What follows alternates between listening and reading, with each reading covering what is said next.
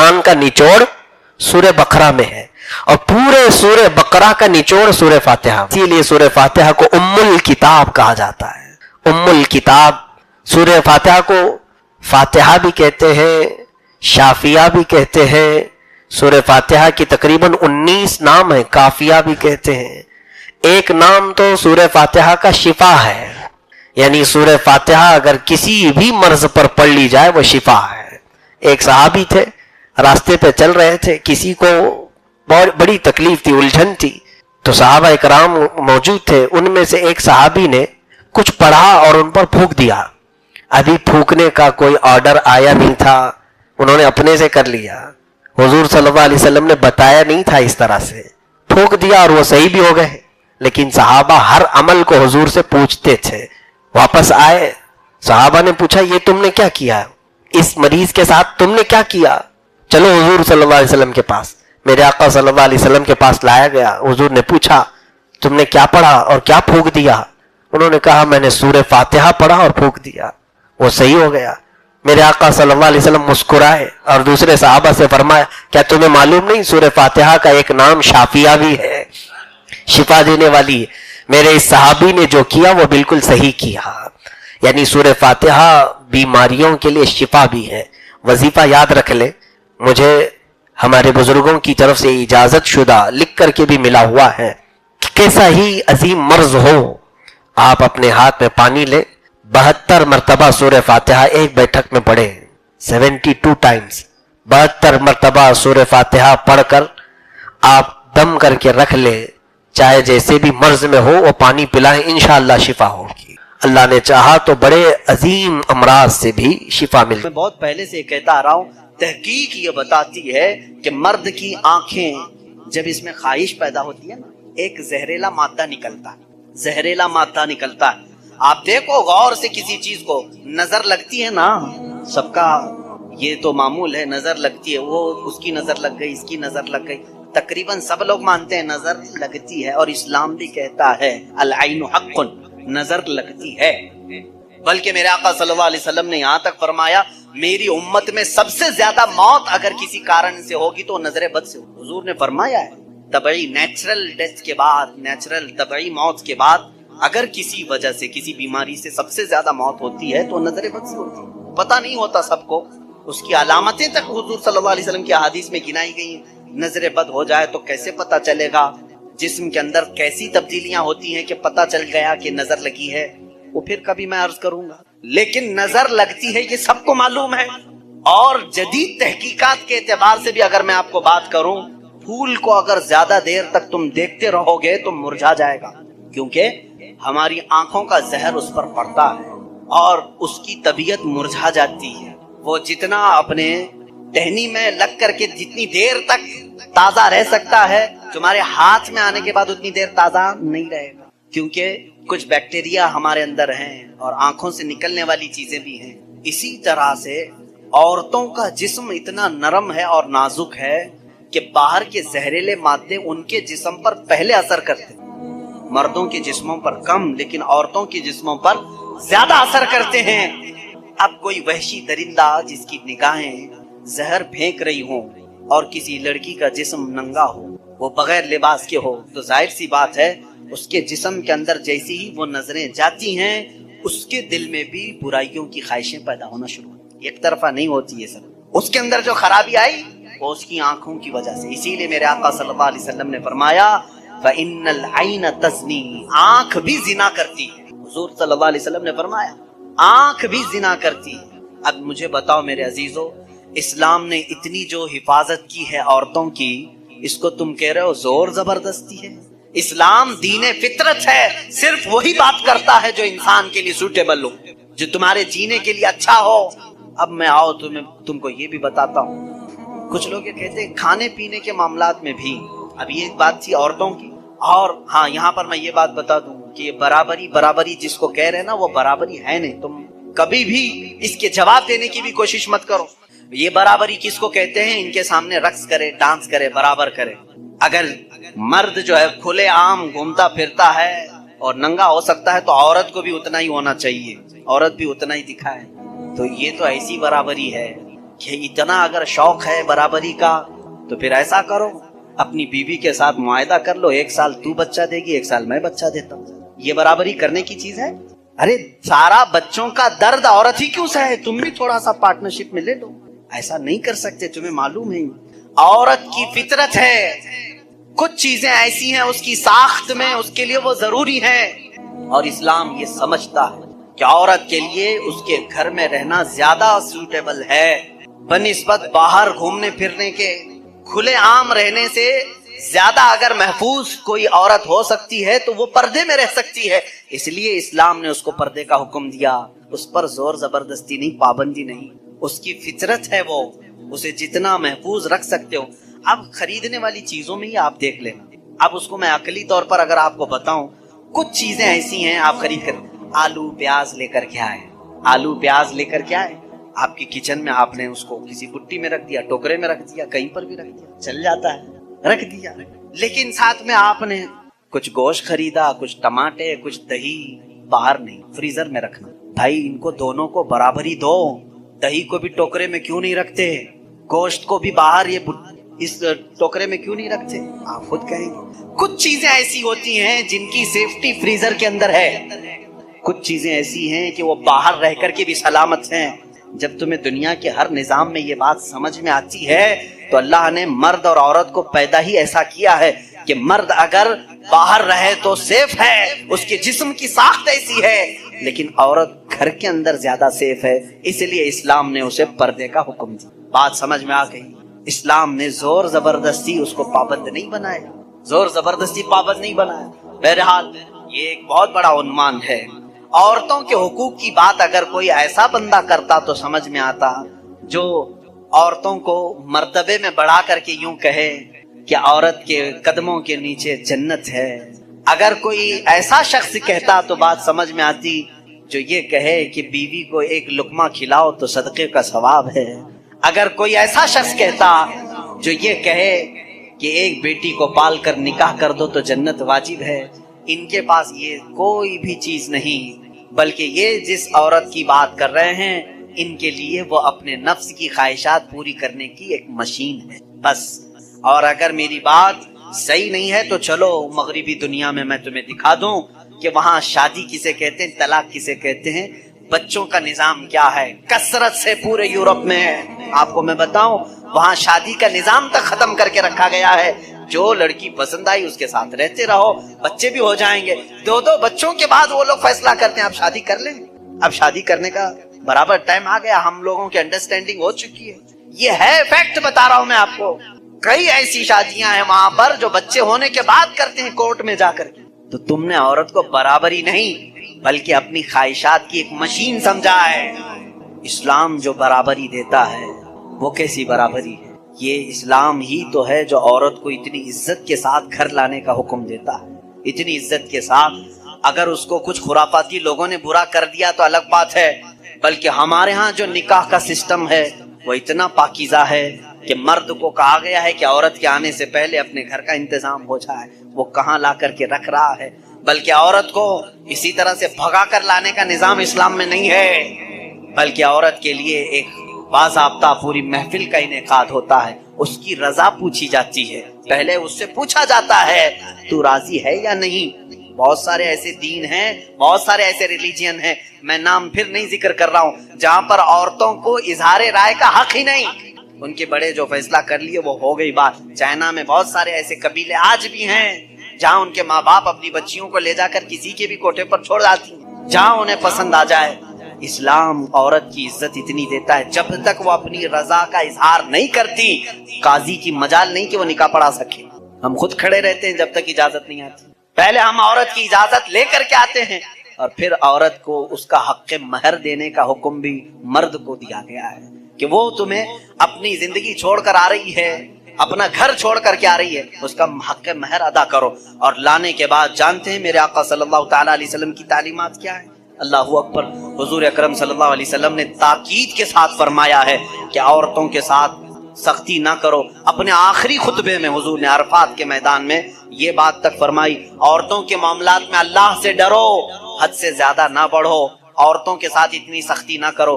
مارنے کو منع کیا، کبھی ان کے چہرے پر نہ مارنا، کبھی ان کے خاندان کو تانا نہ مارنا، کبھی ان کو اتنی بری گالی نہ دینا کہ دل ٹوٹ جائے. یہ تمام احکام اسلام نے اسی عورت کی عزت ہی کے لیے تو دیے ہیں. اور پھر جس وقت وہ آئے، بزرگوں نے یہ رواج بھی رکھا ہے کہ ہم اپنی بیٹیوں کو اپنے گھروں سے قرآن پاک دے کر کے رخصت کرتے ہیں، قرآن کے ساتھ اسے بھیجتے ہیں. اور گھر لانے کے بعد جانتے ہیں، یہ اعلیٰ حضرت رضی اللہ تعالیٰ عنہ نے لکھا بھی ہے. اعلیٰ حضرت فرماتے ہیں جب نئی دلہن گھر میں آئے تو اس کے پیروں کا دھون جو ہے وہ اگر گھر کے چاروں کونوں میں ڈالو تو برکت آئے. وہ آ رہی ہے اپنا رزق لے کر کے آ رہی ہے، اپنا رزق لے کر کے آ رہی ہے. یہاں تک ہمارے لیے کہا گیا، بلکہ دولہے کو یہ بھی کہا گیا، اسی یہ بیان میں ساری باتیں نوجوانوں کو سمجھ میں بھی آ جائیں. نکاح کی پہلی رات اسے کہا گیا کہ تو اپنے گھر لایا ہے دلہن کو تو سب سے پہلے اس کے ہی دوپٹے کو تو مصلی بنا اور اس پر سجدہ کر. یہ حکم. عورت کی عزت نہ ہوتی تو ہم مصلی بناتے اس کے دوپٹے کو. پہلی رات کہا گیا ہے. یہ اور بات ہے کہ معلومات نہیں ہے نوجوانوں کو کہ شادی کے بعد پہلی رات، یہ بھی سیکھنے کی ضرورت ہے. علماء سے یہ تمام چیزیں پوچھ لینا چاہیے. جس کی شادی ہو رہی ہے، دلہن آ رہی ہے تو ہم اس کی عزت ہی کے لیے تو یہ تمام کام کر رہے ہیں. اور اس کے بعد حکم یہ دیا گیا کہ سب سے پہلے اس کے ساتھ بات چیت کی شروعات کرنے سے پہلے اس کی پیشانی پر ہاتھ رکھ کر اللہ کی بارگاہ میں یہ کہو، اے اللہ، اس کے اندر جتنی تو نے اچھائیاں رکھی ہیں وہ سب اچھائیاں مجھے عطا کر دے، اور جتنی اس کے اندر برائیاں ہیں ان تمام برائیوں سے مجھے تو بچا دے. یہاں سے تو شروعات کر. ظاہر سی بات ہے، میں نے اس وقت محسوس کیا، چند دنوں پہلے ایک نوجوان کو تلقین کر رہے تھے پیشانی پر جہاں بال اگتے ہیں وہاں ہاتھ رکھ کر کے دعا کرنا. تو اس نے پوچھا کہ حضرت دعا تو ایسی ہی کر سکتے ہیں، پیشانی پر کیا؟ میں بھی چونک گیا. اس کو میں بتاؤں، میرے ایک استاد سے میں نے پوچھا کیا ایسا ہے کہ اپنی دلہن کی پیشانی پر ہاتھ رکھ کر کے اس طرح دعا کرنا چاہیے؟ انہوں نے کہا ہاں ہے. دعا تو کیسے بھی کریں، ہاتھ نہ رکھیں اور ہاتھ چھوڑیں، ہاتھ اٹھائیں، سب دعا اللہ سنتا ہے. لیکن اس لیے پیشانی پر رکھ کر کے دعا کرنے کے لیے کہا گیا کہ وہ آج اپنے والدین کو چھوڑ کر کے آئی ہے، اس کے وسیلے سے اللہ جلدی دعا قبول کرے. اس کا دل مغموم ہے، وہ غمگین ہے، اور غم زدہ لوگوں کے ساتھ میرا مولا ہے. وہ اپنے والدین کو چھوڑ کر کے تیرے گھر آئی ہے، وہ مغموم ہے، بہت غم زدہ ہے. آج اس کی پیشانی پر ہاتھ رکھ کر کے دعا کرو. میرا اسی دن یہ ذہن سمجھ گیا کہ اسلام نے عورت کو وہ مقام دیا ہے، وہ عزت دی ہے. ہم نے اس کو اپنے جسموں کو سکون پہنچانے والا آلہ نہیں سمجھا، مشین نہیں سمجھا، بلکہ حقیقی مسلم وہ ہے جو اپنی عورت کی عزت بھی کرے، احترام بھی کرے. اللہ کے رسول صلی اللہ تعالیٰ علیہ وسلم نے جو فرامین دیے ہیں، عزیزان گرامی وقار، یہ نکاح کے اس سسٹم کو بھی میں آپ کو بتاؤں. کچھ تو وہ ہیں جو یہ اسلام کے خلاف بھونک رہے ہیں کہ عورتوں کے اوپر زور زبردستی ہوتی ہے اسلام میں، اور دوسروں کی کیا بات کروں. ہمارے ہندوستان پر بیٹھا ہوا میں کیا بتاؤں، یہ بھی بڑی عورتوں کی پیڑت مہیلائیں ہیں، مسلم پیڑت مہیلائیں ہیں جو خود بیوی کو چھوڑ بیٹھا ہے. ساری مسلم عورتیں پیڑت ہیں. اللہ اکبر. وہ خود اپنی بیوی کو دیکھنے نہیں جا سکا، زندگی ختم ہونے آ گئی، بال سفید ہو گئے. پیڑت مہیلائیں ہیں مسلمان. ہاں، اگر اے مسلمانوں کوئی بھی ہم میں سے عورت پر زور زبردستی کرتا ہے، یاد رکھو میں تمہیں بتاؤں کہ قرآن کی قیامت کے دن اللہ جانوروں پر بھی اٹھائے ہوئے ہاتھ کا فیصلہ لے گا. تو عورت کی بات تو دور کی ہے. میرا عقیدہ تو یہ ہے، ایک عورت نے بلی کو باندھ رکھا تھا، بخاری شریف میں ہے، وہ مر گئی بلی، اور وہ عورت بہت عبادت گزار تھی، لیکن اللہ تعالیٰ نے فیصلہ فرمایا کہ اس عورت کو جہنم. اور اس زمانے میں ڈیجیٹل لائف میں یہ سمجھانے کی ضرورت نہیں ہے کہ روح کا جسم سے تعلق کیسے ہو سکتا ہے. ظاہر سی بات ہے، ایک ہلکے سے چپ میں، ایک ہلکے سے سم کارڈ میں سیٹلائٹ کا تعلق آ سکتا ہے. کہیں پر بھی آپ موبائل لے کر کے جاتے ہیں، یہ تو نہیں کہ پورا سیٹلائٹ لے کے گھومتے رہتے. تو روح ہماری علیین میں ہی کیوں نہ ہو، جسم قبر کے جس بھی کونے میں ہو، اس جسم سے اس روح کا تعلق ضرور رہے گا. اور قبر میں جو کچھ بھی سزا ہو کہ جزا ہو، عذاب ہو کہ ثواب ہو، دونوں کا مزہ روح ضرور چکھتی ہے. روح کا تعلق جب جسم سے الگ ہوتا ہے تو اعلیٰ حضرت رضی اللہ تعالیٰ عنہ نے لکھا ہے احادیث کی روشنی میں کہ سننے دیکھنے کی طاقت اور ڈبل ہو جاتی ہے اور بڑھ جاتی ہے. دنیا میں جو ہم دیکھتے تھے، سنتے تھے، اس سے کئی زیادہ بڑھ جاتی ہے طاقت روح کے جسم سے الگ ہونے کے بعد. اسی لیے تو حدیث پاک میں ہے، رسول پاک صلی اللہ تعالیٰ علیہ وسلم فرماتے ہیں تم جب قبرستان میں چلتے ہو تو تمہارے پیروں کی چرچراہٹ کی آواز بھی مردہ سنتا ہے، یعنی چپل کی آواز تک قبر میں اسے سنائی دیتی. سننے کی طاقت روح کی بڑھ جاتی ہے، روح کی طاقت بڑھ جاتی ہے. اچھا یہ صرف مومنین کے متعلق نہیں، کافروں کے متعلق بھی ہے. کافر کے روحیں بھی سنتی بھی ہیں، دیکھتی بھی ہیں. کافروں کی روحیں بھی. خود جنگ بدر کے مقتولین جو تھے، جتنے بھی کافر قتل ہو چکے تھے 70 کے قریب، ایک گڑھے میں ان سب کو جمع کر کے حضور صلی اللہ تعالیٰ علیہ وسلم نے ان پر خطبہ دیا، بیان فرما رہے تھے. صحابہ نے پوچھا یا رسول اللہ صلی اللہ تعالیٰ علیہ وسلم آپ ان کو بیان کر رہے ہیں جو مر چکے ہیں؟ حضور صلی اللہ تعالیٰ علیہ وسلم نے فرمایا ہاں یہ زندوں سے بھی کہیں زیادہ سنتے ہیں. حضور ان سے پوچھ رہے تھے کیا اللہ نے جو ہم سے وعدہ کیا تھا وہ پورا نہیں ہوا؟ کیا تم نے نہیں دیکھا کہ ہم حق پر تھے اور ہمارا وعدہ پہنچ چکا اللہ کا؟ حضور ان سے سوال کرتے جا رہے تھے.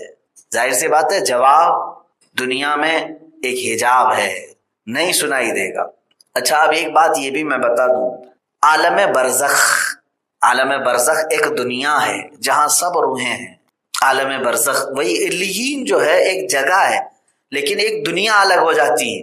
جیسے اس کو عالم حیات کہیں آپ، یہ زندگی کی دنیا ہے جسم اور روح دونوں کے ساتھ. جسم یہاں رہ گیا اور روح چلی گئی کہاں پر؟ عالم برزخ میں.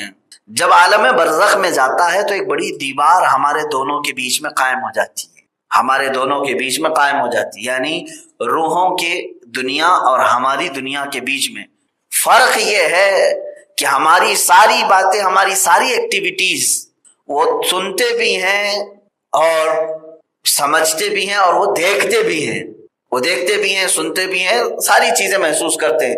لیکن ان کی تمام معاملات ہم نہیں دیکھ سکتے. ان کے جو کچھ بھی روحوں کے معاملات ہیں وہ ہم نہیں دیکھ سکتے، اس لیے کہ ہمارے اور ان کے درمیان ایک دیوار ہے. عالم برزخ کے معاملات ہمارے اوپر ظاہر نہیں رکھے گئے. روحوں کے ساتھ کیا ہو رہا ہے کیا نہیں ہو رہا ہے ہم میں سے کوئی جانتا نہیں ہے، مگر یہ کہ اللہ کسی کو علم دے دے، اپنے محبوبوں میں سے کسی کے اوپر ظاہر کر دے، یہ الگ بات ہے. لیکن عالم برزخ کے احوال عام لوگوں پر نہیں کھولے جاتے، ہمارے اور ان کے درمیان. اس کو یوں سمجھ لیں کہ ون سائڈ دیکھے جانے والا شیشہ ہو، یعنی ایک طرف سے باہر کا دکھتا ہے لیکن ادھر والوں کو ادھر کا نہیں دکھتا. عالم برزخ اور ہمارے درمیان ایسی ہی معاملات ہیں. اب عالم برزخ میں ہوتا کیا ہے؟ وہاں کی ایک زندگی الگ ہے. جیسے مومنین کی روحیں ہیں، انبیاء کی روحیں ہیں، شہیدوں کی روحیں ہیں، صدیقین کی روحیں ہیں، متقین کی روحیں ہیں، الگ الگ کیٹیگریز ہیں. کافروں کی روحیں الگ ہیں. تو جب یہ مقدس روحیں ہیں تو اس دنیا میں وہ کیا کیا کر رہے ہیں؟ تو فرمایا گیا کہ اس دنیا میں عالم برزخ میں ان کے ساتھ اس دنیا سے بھی اچھے معاملات ہو رہے ہوتے ہیں. یعنی ان کو رزق بھی دیا جاتا ہے. قرآن پاک میں ہے شہیدوں کو اللہ تعالیٰ روزانہ رزق دیتا ہے. وہ کون سا رزق ہے، کیسا رزق ہے، وہ اللہ بہتر جانے، کیونکہ جب دنیا ہی بدل گئی تو وہاں کا رزق کیا ہے وہ پتہ نہیں.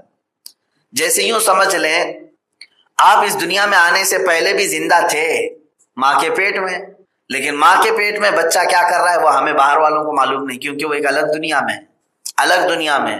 اور بچہ جو ہے اندر ماں کے پیٹ میں رہ کر کے باہر کی چیزیں محسوس نہیں کرتا ہے. دونوں کے درمیان دیوار حائل ہے ماں کا پیٹ.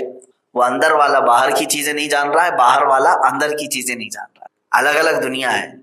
اور پھر یہاں آنے کے بعد ہم ساری چیزیں ایک دوسرے کو دیکھتے ہیں، لیکن عالم برزخ کی چیزیں ہم نہیں دیکھتے، عالم برزخ والے ہمیں دیکھ رہے ہوتے ہیں. اب آگے چلتے ہیں. علیین کے مقامات پر انبیاء ہیں، صحابہ ہیں، شہداء ہیں، صالحین ہیں، سب کی روحیں ہیں. اور کبھی وہ سبز پرندوں کی شکل میں جنت میں اڑ رہی ہوتی ہیں، اور کبھی زمزم کے کنویں پر، اور کبھی خانہ کعبہ کے ارد گرد، اور کبھی روضہ رسول کے پاس. مومنین کی روحیں قبض ہونے کے بعد. کافروں کی روحیں سجین میں ہیں، 7ویں زمین کے نیچے شیطانی لشکر کے ساتھ، لیکن وہ قید میں ہیں. اور ایک حدیث پاک میں ملتا ہے یمن میں ایک وادی ہے، ایک کنواں ہے جو سخت ترین بدبو والا پانی ہے. اس کنویں کے پاس کافروں کی روحیں ہوتی ہیں، اور بعض ان کے مرگھٹ پر ہی جہاں ان کو جلایا جاتا ہے، جہاں انہیں دفنایا جاتا ہے وہیں ہوتی ہیں. تو ان کی روحیں اس طرح سے الگ الگ مقامات پر ہیں، لیکن قید میں ہیں، آزاد نہیں. فرق دیکھیں مومن جو ہے اس کی مثال میرے آقا صلی اللہ تعالیٰ علیہ وسلم نے فرمایا جب تک دنیا میں ہے پنجرے کے اندر موجود پرندے کی طرح ہے، پنجرے کے اندر موجود پرندے کی طرح ہے، جیسے ابھی ہم لوگ ہیں۔ اور حضور صلی اللہ تعالیٰ علیہ وسلم فرماتے ہیں جس دن اس کی روح قبض کی جائے گی ایسے سمجھ لو جیسے پنجرا کھول دیا گیا اور پرندے کو آزاد کر دیا۔ اب مجھے بتاؤ پرندہ پنجرے کے اندر زیادہ خوش ہوتا ہے کہ باہر زیادہ خوش ہوتا ہے؟ ظاہر سی بات ہے جس دن پنجرا کھلا اب پرندے کی اڑان کہاں تک ہوتی ہے؟ وہ جہاں چاہے، جس وادی میں چاہے، جس پیڑ پہ چاہے بیٹھتا ہے۔ تو اسی کی مثال میرے آقا صلی اللہ علیہ وسلم نے مومنین کو دی، فرمایا کہ جس دن تمہاری روح قبض ہوگی سمجھ لینا اس دن پنجرے سے نکل گئے، اب تمہاری روح چاہے وہ جنت میں جائے، چاہے وہ روضہ رسول کے پاس ہو، چاہے وہ خانہ کعبہ کے پاس، اس لیے کہ اب تم آزاد ہو جاؤ گے۔ اسی لیے مومن کا مرنا بھی نعمت ہے اور کافر کی موت اس کے لیے عذاب ہے۔ ہم تو موت سے ڈرتے نہیں، اس لیے کہ موت کے بعد ہمارے لیے وصال محبوب ہے، اللہ سے ملاقات ہے، رسول پاک صلی اللہ تعالیٰ علیہ وسلم کا دیدار ہے۔